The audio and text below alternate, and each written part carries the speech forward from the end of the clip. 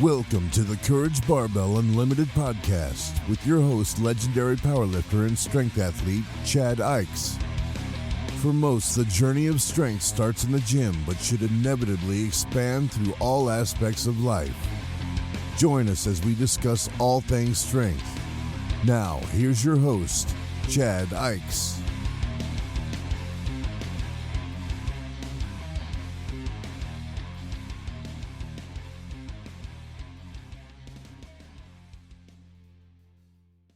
I am back here with another episode. I recently talked in a few episodes about how there's so many experts on social media and they all have their science and their studies. And this is still rolling around in my head. And I was thinking about it again this morning, so I thought I would do another podcast. Basically, what happened is there's a guy that I actually like. I respect him. He's built really amazing. I've seen a lot of clients that he's helped. Now, on the flip side of that, I don't know how many people he has that aren't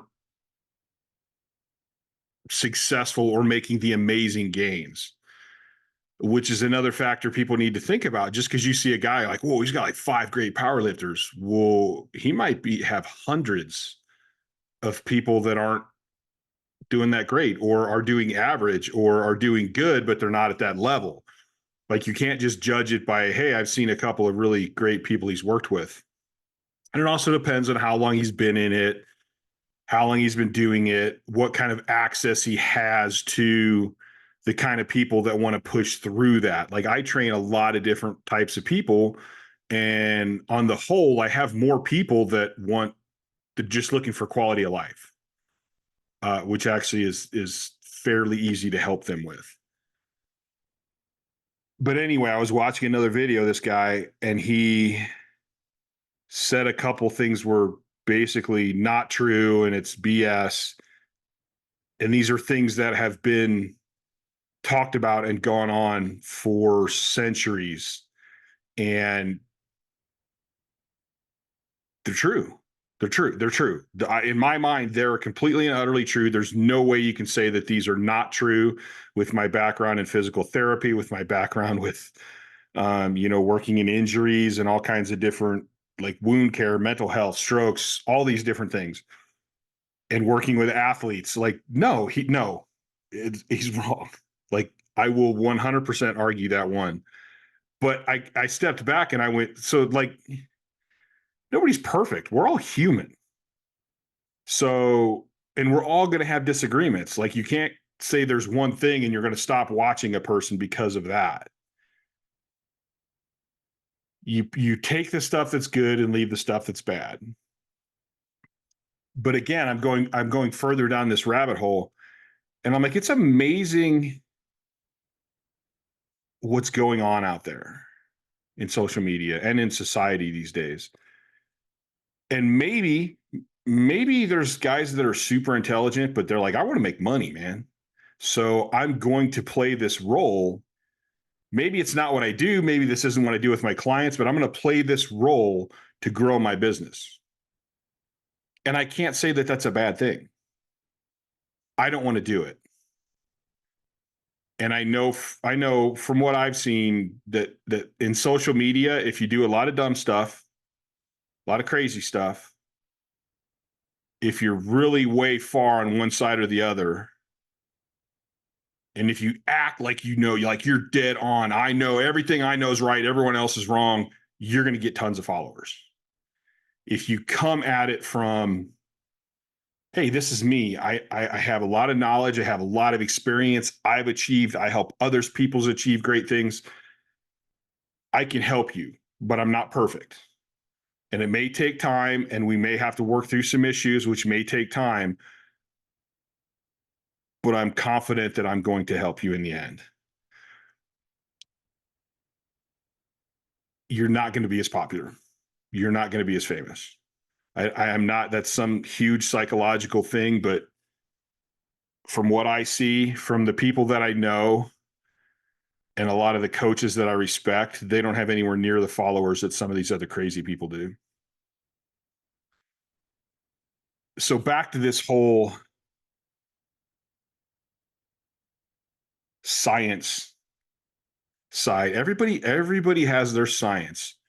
And I find it curious how everyone can claim they have science and everyone can claim they have their studies, yet they're different. I mean, the way science works is you eventually come up with this is the answer. We did studies, we proved that it's correct. 2 + 2 = 4. That's it. Now, yes, it can take a long time to get to that point. But why is there so much of this craziness in the fitness industry, strength industry? And why can't we see that people are different? I kind of look at this as, and I think this is actually the case, mechanical physics and quantum physics. When quantum physics started coming out, it started throwing wrenches in basically mechanical physics. And so it's like there's these two different worlds. This all works until we get down to a level that's so small, now it no longer works. Now, why is that? What happens in between there? That's a lot of stuff that we're still learning. And I don't know if we'll ever understand that. But now, if you think of that same thing on how the human body works, we're just like everything else in this universe. You know, you can keep breaking the human body down into atoms, then into particles, then into quarks.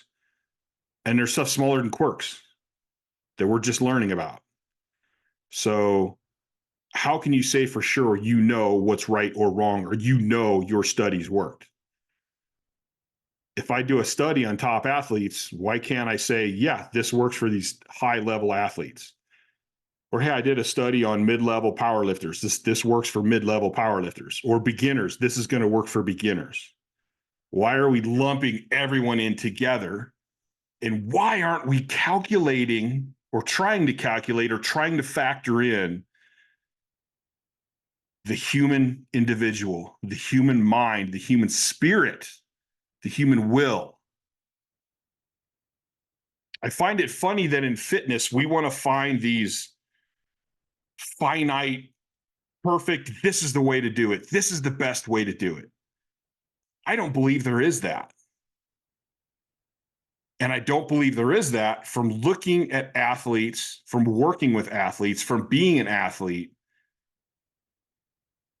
You can go through my whole career and it had to change. My training had to change depending on where I was at. What worked when I was younger didn't work now. What worked when I was not as strong didn't work. And now I'm coming through this whole evolution of coming to the top, having to back down and get weaker due to mental health, due to injuries. And so I keep dropping down, building myself back up, dropping down, building myself back up. And I'm able to keep trying different things the whole time.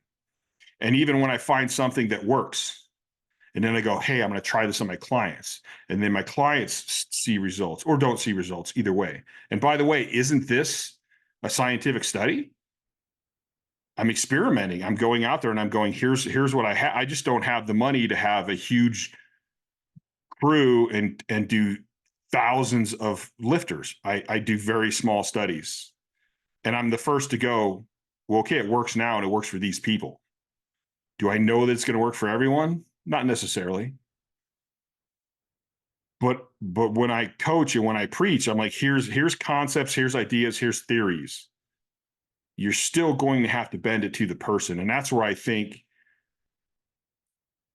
strength coaches will always be needed. I don't think a computer's ever going to be able to judge a person. So everything changed. And most of the athletes that I know, things changed, or if they stayed the same, that's when they stopped making gains because they wouldn't change. And you have to keep adapting because we're humans, we're adapting, we're changing every single day. And we should be changing in multiple different ways. So again, you think you can find one program that's going to work forever? I mean, even and guys who go, well, so-and-so trained this way for 30 years. Well, where did he peak? Where did he stop? Did he make continuous gains that whole time? And maybe he did the same program, but did he give himself more rest? Did he increase his calories? Did he change how his mental state was going into that? Did he change things about his life? There's a lot of different factors going into that. Yeah, he trained the same way he did before he went pro, but now he was making money so he could get more rest. So as he got stronger, he did change his training because he was getting more rest. I find this all really interesting because I find it interesting that people follow who they follow, and I find it interesting that everybody seems to want to pin down this one program. I just need the right program. I just need the right exercises. Yet for some reason, we love an underdog story. And underdog stories are usually people that have to go about becoming winners in a different way. They can't do what everyone else is doing because they have, like Rudy, the football movie. He's a little guy, and he still never actually, he played a game or two, I believe, in the end, but he never like made it. But we love that story. People love that movie. Well, he had to work harder because he was smaller. Actually, being smaller kind of allowed him to work harder in a way too. And the boxing movies, like we love all these underdog stories. Yet we think that we can train the same as everyone else and achieve, which seems to me kind of contradictory. Now, on top of this, we love underdog stories where guys work super, super hard. And by work hard, let me define work. They do physical work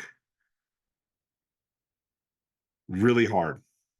They do the physical really hard. Now, if someone does the opposite of that to be successful, we call them lazy. There's a story. I don't like throwing people under the bus here, but so I'm going to tell a story without names. We had a coach at one of the gyms here who had been an Olympic lifter, and he was an Olympic lifting coach.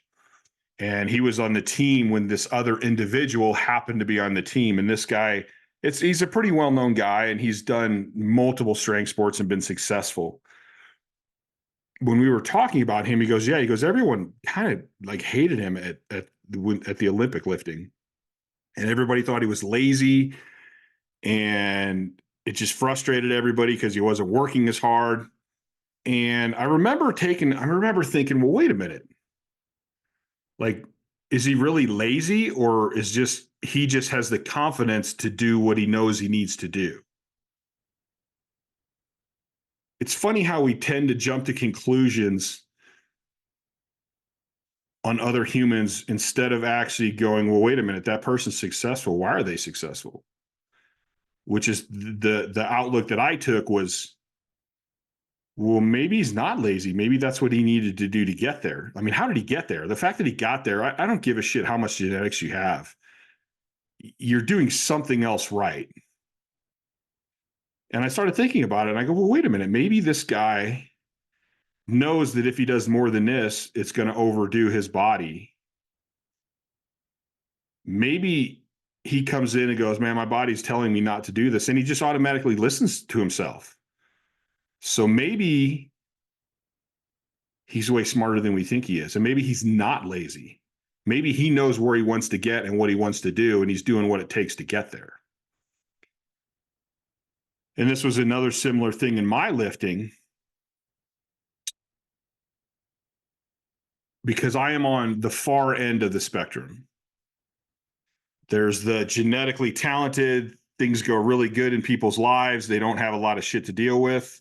And then I'm on the other end of that spectrum where, I had chronic compartment syndrome, had to have surgery, had all kinds of weird medical stuff my whole life.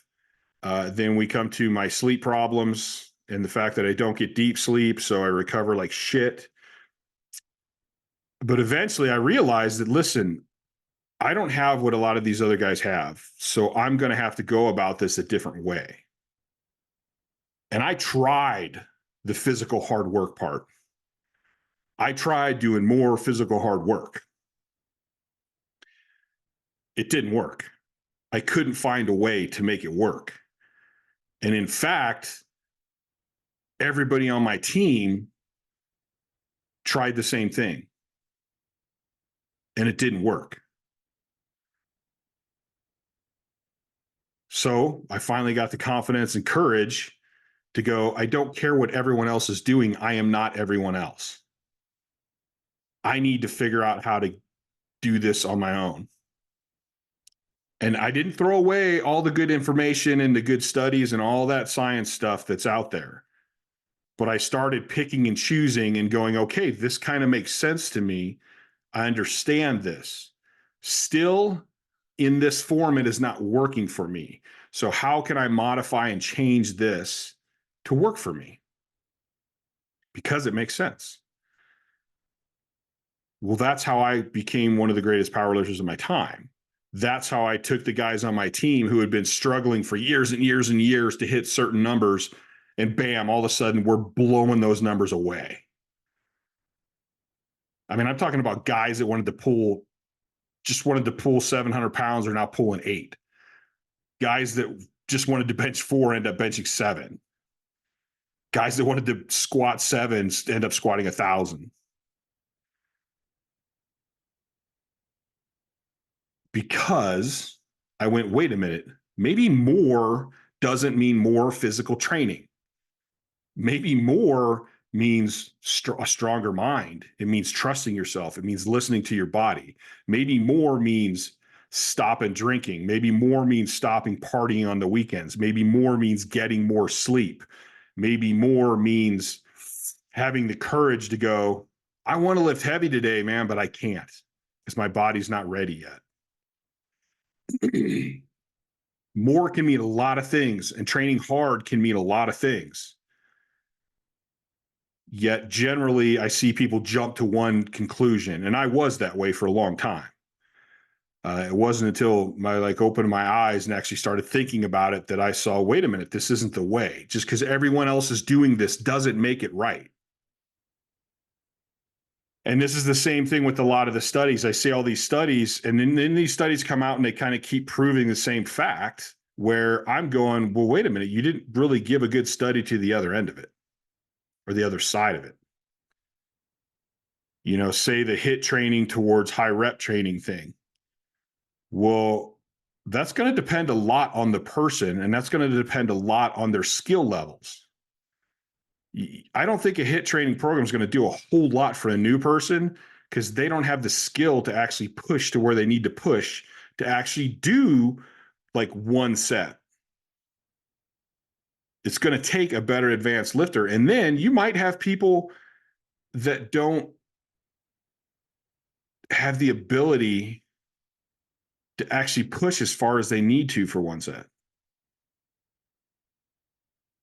And this, again, I go back to the human mind and the human spirit and the human will. Why aren't we kind of considering those things when we're training people and when we're giving them programs?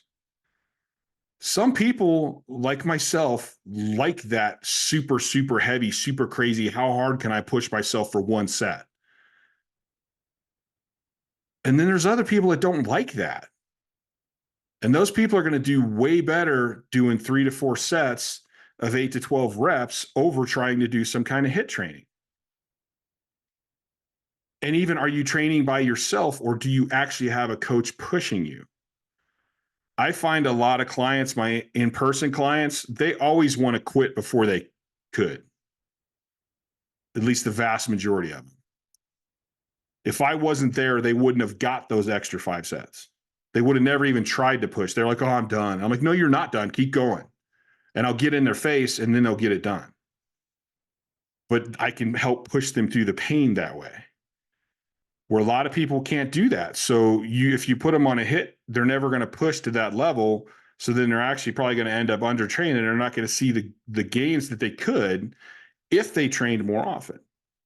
So picking out a program to fit the individual is really important. And every study I've ever seen somebody gets stronger. Every time I see someone bag on someone else on the internet, that person is already successful. That person is already built great. They're already super strong. And I'm like, again, I just said this in one of my last podcasts. How can you, with a straight face, tell me that that program doesn't work when it has worked for the guy that's doing it? Like, you got to be pretty slow to not realize that. I don't know if it worked for anybody else, but it worked for that guy. So you can't tell me it doesn't work. You can tell me maybe it doesn't work for the masses. Maybe it's not going to work for everybody, which I don't think there's any program out there that works for everybody, because like I said, we're all different. We all have different stuff to deal with. I think a lot of guys, if they would have just listened to me when I was competing, the guys that were bagging on me because Chad doesn't train enough, this doesn't work, it's not right. Well, how did I just beat you then? If it doesn't work, how did I just beat you? And those same guys will go, oh, it doesn't work for me. I'm like, have you tried it? They're like, no, I need to do more. I go, so you've tried doing more? Yeah. And I got beat up. I got injured. And so I don't know if it worked because I got injured. Well, you got injured because you were beating yourself up. So you're going to keep trying more and keep getting bad results, but you're not going to try less. Yet you're going to tell me that you're following the science. It doesn't seem very scientific to me. It's interesting. It's just this whole thing fascinates me, and it fascinates me because I want to help people.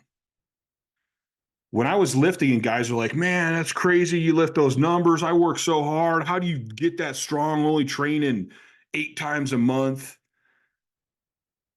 Well, first of all, they never had how many times I actually trained correct. And they didn't take into because to me, training is, everything is training. So you have to define training to me. How many times a day do I train? I either train like 800 or I train like none. Because how do you want to look at it? Every time I'm forcing down a meal, to me, that's training. Every time I stretch, that's training. Every time I'm doing some mobility work, that's training. Generally speaking, if you go, how many times do you train? I'm going to talk about my main training sessions. So if I do 2 main heavy sessions a week, I'm probably doing 4 or more smaller ones that aren't really heavy, but it's getting me moving and it's helping me to recover and helping me to stay in shape. So that's the other thing. People ask these simple questions when, if you really want to know, try to go into a little more detail with that person and find out exactly what I do, which is interesting when I talk to people, especially when I do consults with clients. I'm like, how many times a week do you train? And they're like, so-and-so. And I'm like, you train heavy that many times a week? And they're like, well, no, this many is heavy, this many. I mean, you have to keep asking questions and pull that information. And usually when I'm like, dude, will you just write down like your weekly schedule for me so I can look at it and see, and everything, write down everything you do. And even to work, well, like, what's your job? People don't, and I was like this for a long time. I'm a big tough guy, man. My job didn't affect my training. Yeah, bullshit. It affects your training. Depending on if you're sitting on your ass in an office all day, you're going to need more of a warm up. You're probably going to need a bunch of flexibility and mobility work. If you're a carpenter, you might not be able to come in and train as often or as hard. Or, well, again, train often or hard. There's all these levels of everything. Like, people want to, like, say hit one set with a rest and then squeeze out a couple more compared to 4 sets. I know guys that can put way more energy into that one set than that person doing 4 sets. So if we're going to do an actual scientific study, let's try to figure out how much energy and exertion and intent is put into that one set compared to those 4. And then if a person takes, say, an hour and 45 minutes to get through everything they want to get through doing 4 sets of 12. So I cut them back to 1 set with the rest pause or force out a couple reps, and they get done with the same exercises in 45 minutes. I'm going to lean towards, I really feel an hour to an hour and 15 minutes for a heavy session. Once you go past that, you're not really getting, it's a fall off of gain to work. And now that's going to be different. If you're wearing gear and stuff, the fact is you're going to be in there a couple hours. There's no way around it. It just takes that long. There are some other things you can do to change your programs and stuff and split your programs up that can help with that time frame. But what I'm saying is there's always these different factors. How much, people want to calculate, especially when people calculate volume. I'm like, okay, well, you're calculating volume, but at what percentage? And even if you're calculating it at a percentage, some people can do 80% of their 1 rep max really easy. Other people, 80% of their 1 rep max is still pretty tough on them. So how are you going to calculate intent and intensity going in? And then, of course, you can go to reps in reserve or what's the other one?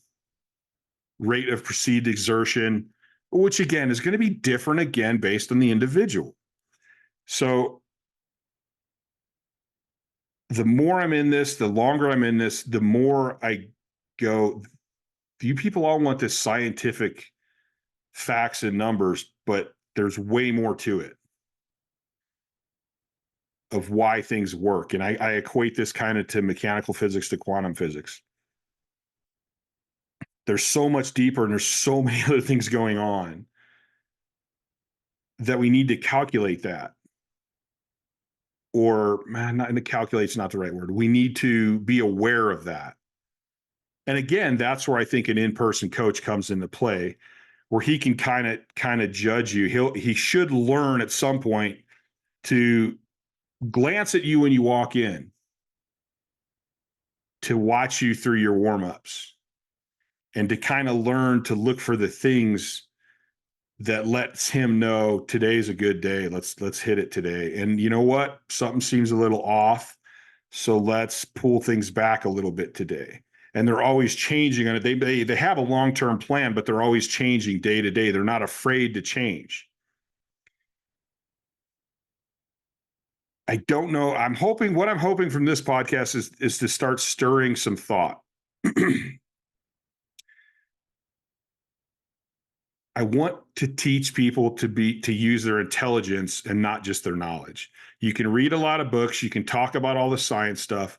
I think that's great. I think studies can help us kind of start weeding through things and give us a direction to go.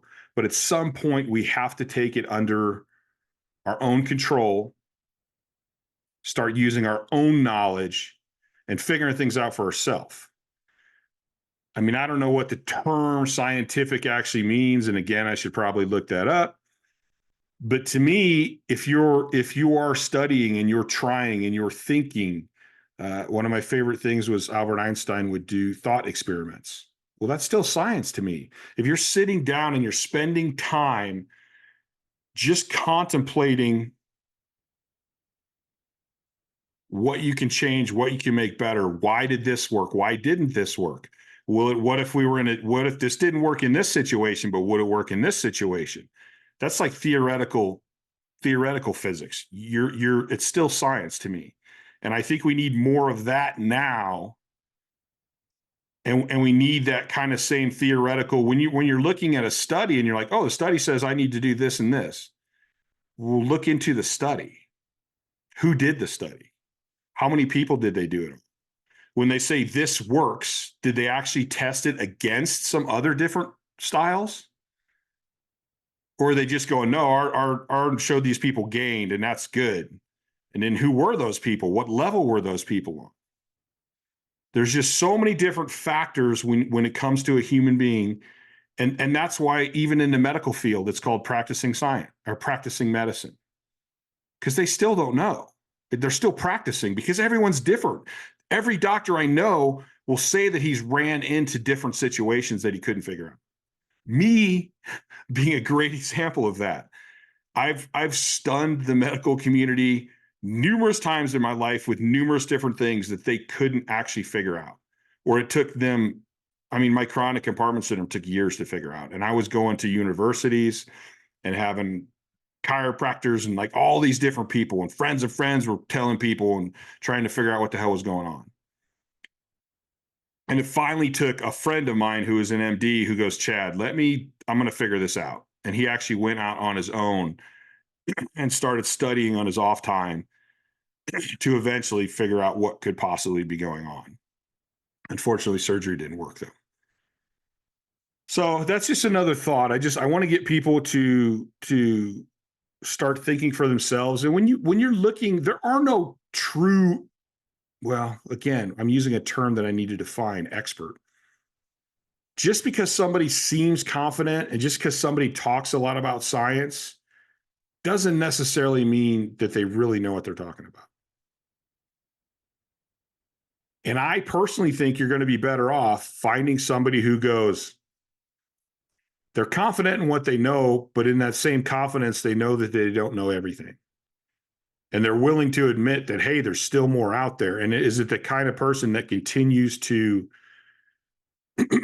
study in a way that they're looking for new information, not looking to justify what they know, or not caught into the whole scientific study thing? I need proof.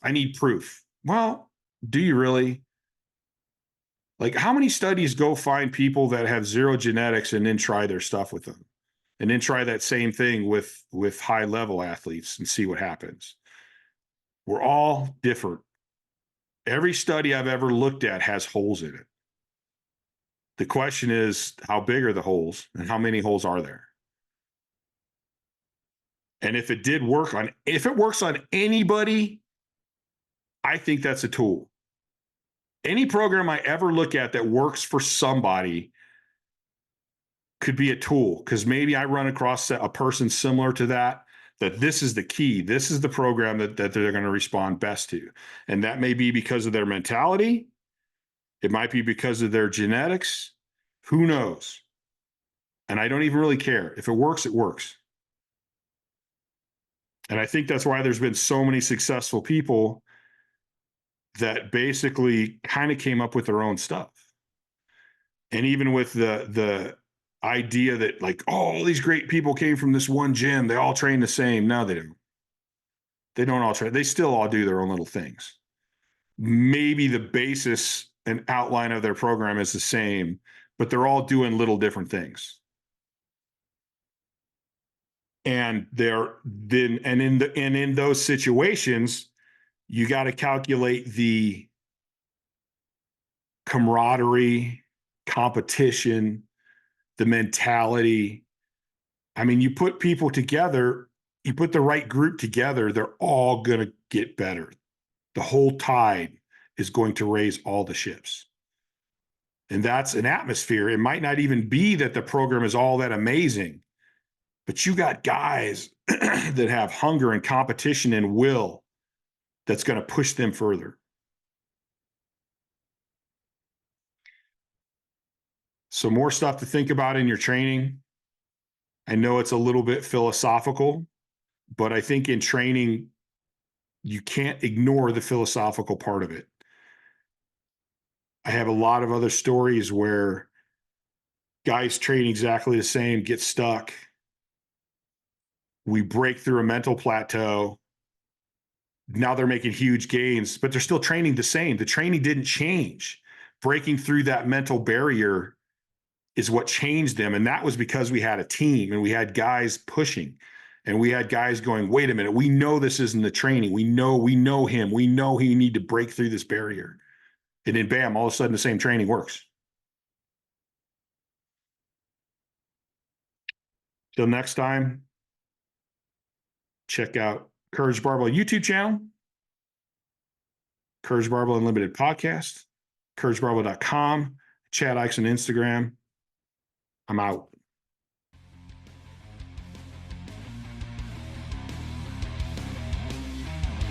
Thanks for listening to the Courage Barbell Unlimited podcast. For more information, please visit CourageBarbell.com. Until next time.